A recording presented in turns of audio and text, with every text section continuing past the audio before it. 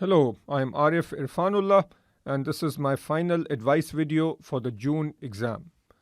As usual, I have three major points.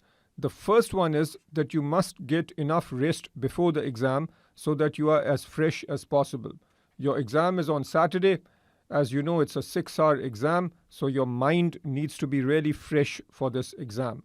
To ensure that you have a fresh mind, you need to get enough sleep. So try to get a good rest on Friday night, but sometimes you might be anxious the day before the exam, the night before the exam. So it's really important that you sleep well on Thursday night. If you get a good rest on Thursday night, then even if you don't sleep so well on Friday, you are still all right.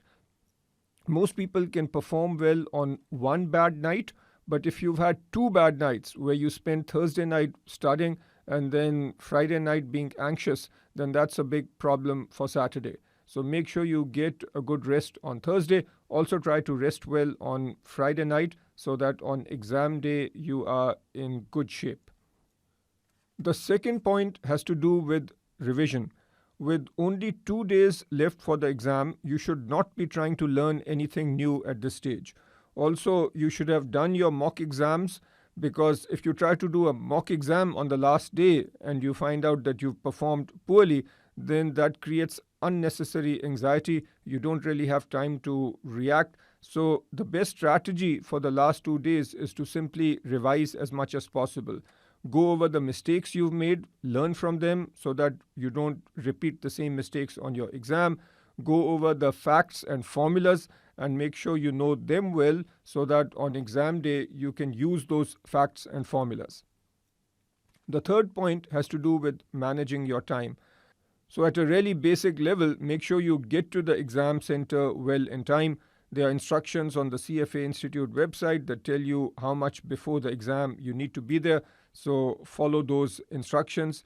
But more importantly, during the exam itself, you need to be careful with your time. Generally, people don't have an issue with time at level 2, but still you need to be careful. Sometimes there might be a case study that's difficult. Sometimes there might be a particular question where you get hung up.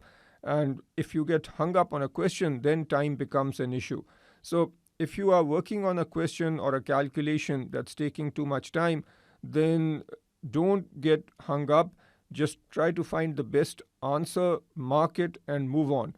Then if you have time at the end, you can come back to these difficult, time-consuming questions. What I don't want you to do is spend too much time on certain difficult questions and then compromise how much time you have on the easy questions that you could have definitely gotten right. So make sure you manage your time and don't get hung up on difficult questions. So that is it. Best of luck on the exam, and I hope to work with you at level 3.